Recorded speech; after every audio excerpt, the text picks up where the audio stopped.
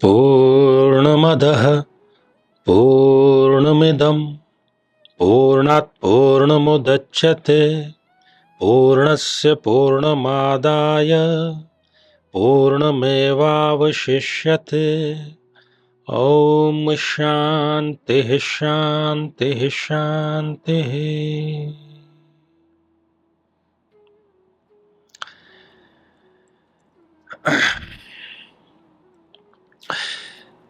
साथियों, जीवन में हमें तरह तरह के लोग मिलते हैं। जैसे ही कोई नया व्यक्ति मिलता है और मनुष्य की एक स्वाभाविक एक फितरत, उसका स्वभाव है कि वो उस पर विश्वास कर लेता है, क्योंकि वो अभी तक आपके लिए आजमाया हुआ नहीं है। तो जो व्यक्ति हमारे लिए आजमाया हुआ नहीं होता है, हम उसको लिबर्टी देते हैं और ये सोच करके चलते हैं कि ये ईमानदार ही होगा। उसके द्वारा कही गई हर एक बात पर हम विश्वास कर लेते हैं और कुछ समय बाद हम अपने आप को ठगा हुआ महसूस करते हैं। और फिर हम अपने आप से एक ही प्रश्न पूछते हैं कि मेरे ही साथ ऐसा क्यों होता है? मेरे ही जीवन में ऐसे व्यक्ति क्यों आते हैं जिन पर मैं विश्वास करता हूं, वो मुझे धोखा दे देते हैं। कभी वो प्रेमी बन करके आता है, कभी प्रेमिका बन करके आता है, कभी दोस्त बन करके आता है, कभी पार्टनर बन करके आता है। मैं उस पर विश्वास करता हूं और बदले में मुझे धोखा मिलता है। ये हम लोगों में से अधिकांश लोगों की बहुत ही आम और सामान्य शिकायत है। मैं नहीं कह रहा कि यह गलत है। तो क्या कोई ऐसा तरीका है, क्या कोई ऐसी चाबी है, क्या कोई ऐसा यंत्र है जिससे कि ये पता लगा सके कि जो व्यक्ति हमसे टकरा रहा है, क्या उस पर विश्वास किया जा सकता है? क्या वो आगे चल करके हमारे विश्वास को तोड़ देगा या हमारे विश्वास को बनाए रखेगा? तो इससे हो क्या जाएगा? हो ये जाएगा कि जीवन में हम कम से कम धोखा खाएंगे। साथियों, आपने सुना होगा ऑरा के बारे में। और जिनके पास में सूक्ष्म दृष्टि, दिव्य दृष्टि होती है, विजडम होती है, वो व्यक्ति का ऑरा जो है उसकी रीडिंग कर पाते हैं। ऑरा के जो विभिन्न रंग है, खास तौर पर उसमें 5 रंग होते हैं, उसको वो देख पाते हैं। यदि उसमें पॉजिटिव रंगों की अधिकता होती है तो ही वो उसके साथ में किसी प्रकार का रिलेशन रखते हैं। यदि नेगेटिव उसमें ज्यादा है तो वो उससे दूरी बनाए रखते हैं। तो इसी पर आज का ये जो साथियों एपिसोड है, ये दो तरफा काम का है। एक तो आपके स्वयं के भीतर भी ये ऑरा है, ये तेजो वलय है, ये पांचों रंग है और इसकी कमी या बेशी के कारण ही हम बीमार होते हैं, हम डिप्रेशन में जाते हैं, हम अति उत्साहित हो जाते हैं, हम सफल हो जाते हैं, हम असफल हो जाते हैं। सारा खेल इसी का है। तो एक तो हम इसको स्वयं पर लागू करके सफल हो सकते हैं और दूसरा हम सामने वाले व्यक्ति को पहचानने में इसका प्रयोग कर सकते हैं। साथियों, आपने सुना होगा कि जो कलाएं होती है, कुल 16 कलाएं मानी गई है और आपने जब चंद्रमा की अमावस्या से लेकर पूर्णिमा तक की जो यात्रा है वो देखी होगी, उसको एक एक कला कहा गया है। कला का जो कला शब्द का जो अर्थ है वो किरण है या प्रकाश है। और जितने दुनिया में महापुरुष हुए हैं उनमें कहीं ना कहीं ये जो ऑरा है वो कई गुना अधिक थी। एक जो सामान्य व्यक्ति है उसकी लगभग सामान्य क्षमता होती है, उसकी ऊर्जा शक्ति जो है बिल्कुल सामान्य होती है। शास्त्र ये कहते हैं कि भगवान परशुराम की ये शक्ति 3 गुना थी उनकी ऑरा की, भगवान श्री राम की 12 गुना थी और योगेश्वर श्री कृष्ण की 16 गुना थी। अर्थात उनमें 16 कलाओं में वो पारंगत थे, इतनी उनमें आत्मशक्ति थी। कई प्रकार के हम व्याख्यान पढ़ते हैं, कथानक पढ़ते हैं, आख्यान पढ़ते हैं कि ऐसे दृष्टा हैं जो कि पृथ्वी में बाहर से ये बता सकते हैं कि यहां कोई धातु है, यहां पर किसी प्रकार का यदि आप नलकूप खुदवाना चाहें तो फला स्थान पर आपको जल मिल जाएगा। तो वो कौन सी दृष्टि से देखते हैं? वो उस स्थान की ऑरा को, वाइब्रेशन को देख पाने की क्षमता रखते हैं। व्यक्ति झूठ बोल रहा है, छोटे बड़े झूठ तो आम आदमी ही पकड़ लेता है। जब सामने वाले की आंखों में, एक्सप्रेशन में, उसके हाव भाव में परिवर्तन आ जाता है।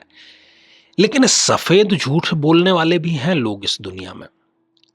वो इतनी सफाई से झूठ बोलेंगे कि आपको उन पर यकीन करना पड़ जाएगा। तो हमने मनुष्य जन्म इसलिए तो नहीं लिया कि हम एक के बाद में दूसरा, दूसरे के बाद में तीसरा केवल धोखा ही खाते रहें। साथियों, आज की जिस साधना का उल्लेख हम करने जा रहे हैं, चर्चा हम करने जा रहे हैं, वो पंच तत्वों की साधना है।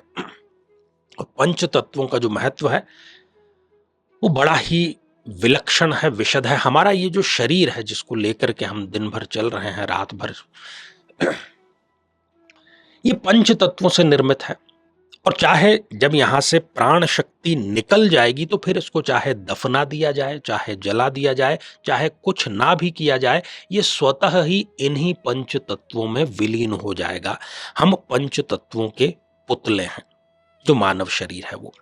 तो पंच तत्व में पृथ्वी, अग्नि, जल, वायु और आकाश, उसी से हम बने हुए हैं।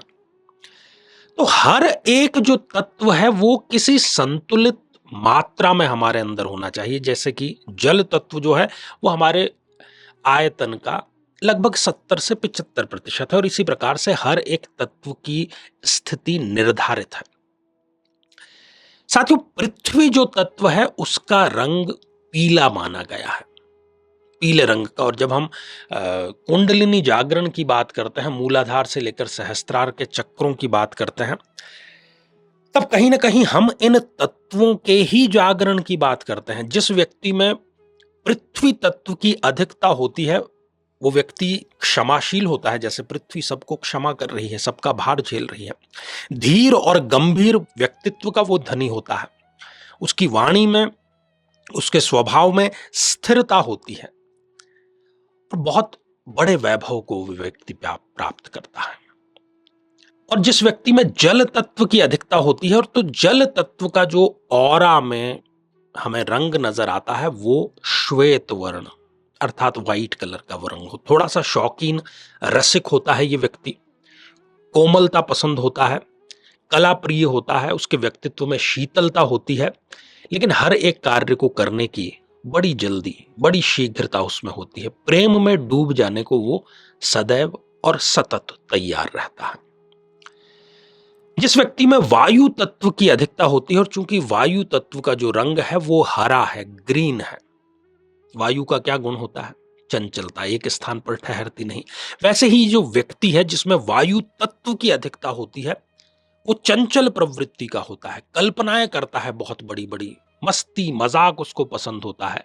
एक स्थान पर टिक करके वो बैठ नहीं सकता, बहुत जल्दी जल्दी वो चेंज होता है, उसके विचार जो है बहुत जल्दी जल्दी परिवर्तित होते हैं। इसके अतिरिक्त आकाश तत्व का रंग नीला अर्थात ब्लू है। जिसमें आकाश तत्व की प्रधानता, अधिकता होती है, वो विचारशील होता है, थॉटफुलनेस उसके अंदर होता है, मोटिवेशन होता है, और इंटीग्रल उसकी सोच होती है, बड़ी व्यापक उसकी सोच होती है। और जिसमें अग्नि तत्व की अधिकता होती है, और अग्नि तत्व का जो रंग है वो लाल है। अग्नि में उष्णता, गर्मी होती है, उसके व्यक्तित्व में भी यह अधिकता होती है। क्रोध बहुत जल्दी उसको आ जाता है।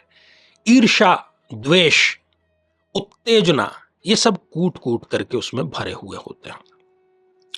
तो यदि हम में इतना विवेक आ जाए कि हम सामने जो व्यक्ति बैठा है उसके ऑरा के ये रंग पहचान लें, हमें पता लग जाएगा उसमें किस तत्व की अधिकता है। वो क्रोधी है, वो द्वेष रखने वाला है, वो प्रेम रखने वाला है, वो धीर गंभीर है। हम इसका निर्धारण बहुत सहजता और सरलता से कर पाएंगे। जिस साधना की अभी हम प्राथमिक बात यहां पर आज करने जा रहे हैं, उस साधना को करने से आपके चित्त से उस तत्व विशेष का एक विशेष बंधन बंध जाएगा। तो साथियों, सबसे पहले चूंकि मूलाधार चक्र से वो ऊर्जा केंद्र है हमारे शरीर का, हमारी कुंडलिनी शक्ति का। वहां पर सुषुप्त अवस्था में वो शक्ति प्रचंड मात्रा में विद्यमान है, आवश्यकता होती है उसको जगाने की। तो पृथ्वी जो तत्व है उसकी स्थापना मूलाधार चक्र में मानी गई है। शांत वातावरण में जब बैठ करके, सुखद आसन में जब हम बैठ करके जो पृथ्वी तत्व का बीज मंत्र है लम, उसका उच्चारण करते हैं, लम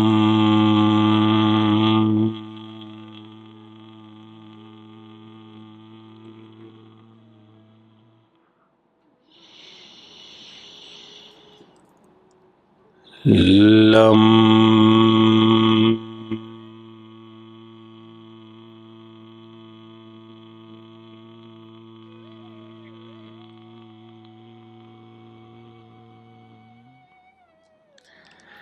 और हमारा जो ध्यान है वो मूलाधार केंद्र पर पूरी तरीके से केंद्रित होना चाहिए। अपनी सामर्थ्य के अनुसार कम से कम 9 मिनट हम इस बीज मंत्र का उच्चारण करें। और जब इस बीज मंत्र का हम उच्चारण कर रहे हैं, ध्यान हमारा मूलाधार चक्र पे है, जो हमारी जनेंद्री और गुदा है उसके ठीक मध्य में ये मूलाधार चक्र होता है। तब हम ऐसी कल्पना करें कि ये जो संपूर्ण पृथ्वी है ये मैं ही हूं। मेरे शरीर में ये जो नाड़ियां, ये नस है, ये और कुछ नहीं। पृथ्वी पर जितनी भी ये नदियां बह रही है वो ही है।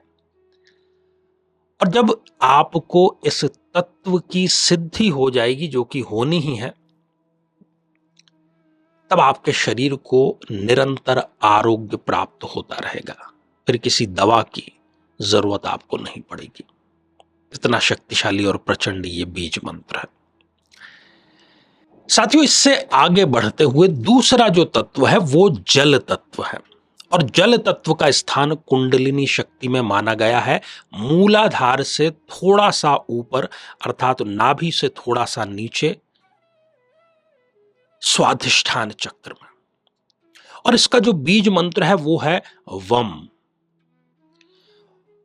जब हम जल तत्व को सक्रिय करना चाहते हैं तो उस स्वाधिष्ठान चक्र में हमें ध्यान केंद्रित करते हुए, श्वेत वर्ण को अपनी आंखों में लाते हुए यह सोचना है कि मैं स्वयं जल तत्व हूं। तो आप उच्चारण कैसे करेंगे? ओम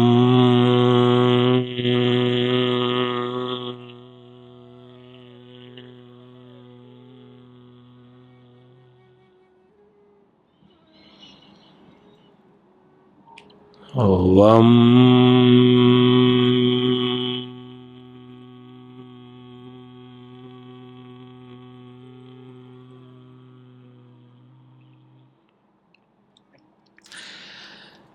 सारा खेल हमारे मन में पनप रही वासनाओं को खत्म करने का है, विकारों को खत्म करने का है। इस जल तत्व पर जब आप ध्यान केंद्रित करते हैं तो समस्त प्रकार के जो विकार हैं वो धीरे धीरे करते हुए स्वाभाविक रूप से समाप्त होते चले जाते हैं।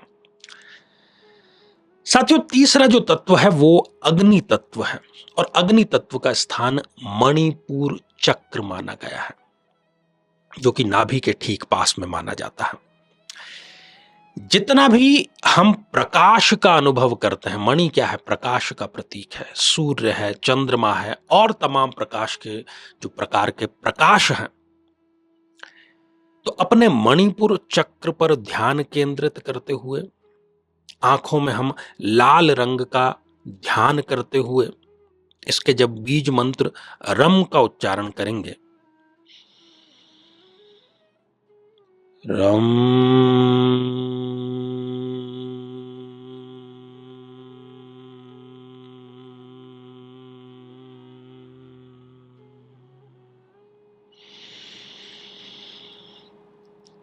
रम,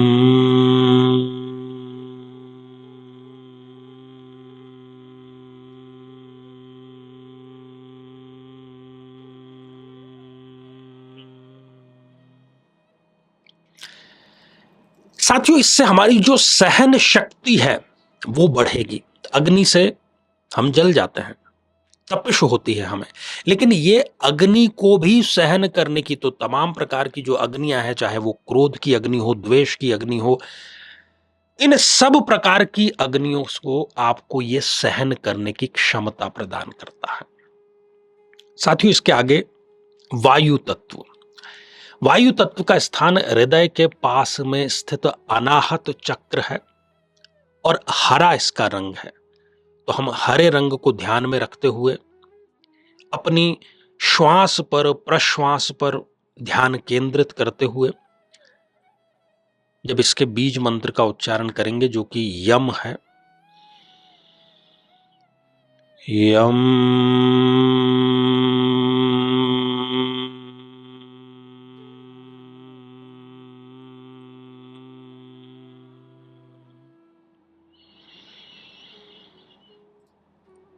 यम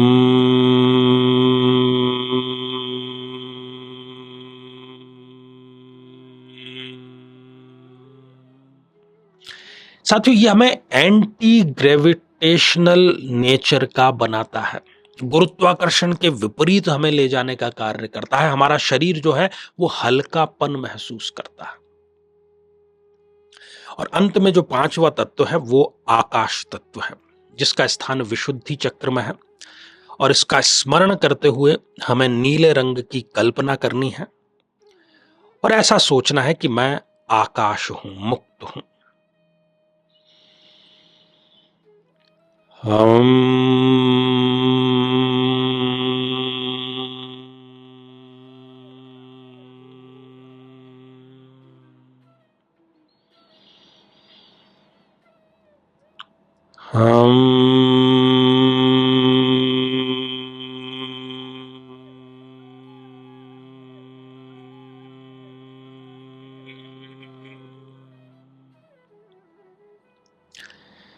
साथियों, आकाश तत्व सिद्ध होने पर हमें तीनों लोकों का, तीनों कालों का, भूत का, वर्तमान का, भविष्य का ज्ञान होने लगता है। हम लोगों के मन की जो बात है उसको समझने लगते हैं, सुनने लगते हैं बहुत स्पष्टता के साथ में। तो जब इस प्रैक्टिस को हम करते हैं और खास तौर पर लगातार जब हम 6 माह इसको करते हैं, तो इन तत्वों को सिद्ध किया जा सकता है। अपने स्वयं के शरीर को बैलेंस किया जा सकता है, अपने मन को बैलेंस किया जा सकता है, अपनी दृष्टि जो है और अपने दृष्टिकोण जो है उस सब को बैलेंस किया जा सकता है, व्यक्तियों को पहचाना जा सकता है। तो गजब की सामर्थ्यशील ये साधना है, इसको आप जरूर करिए। और यदि आप इच्छुक हैं तो हमारी जो क्लासेस हैं साधना संबंधी, वो भी आप ज्वाइन कर सकते हैं। तो साथियों, आज के लिए केवल इतना ही, और इसी मंगल कामना के साथ में कि आप सभी स्वस्थ, समृद्ध और शांतिपूर्वक जीवन व्यतीत करें। नमस्कार।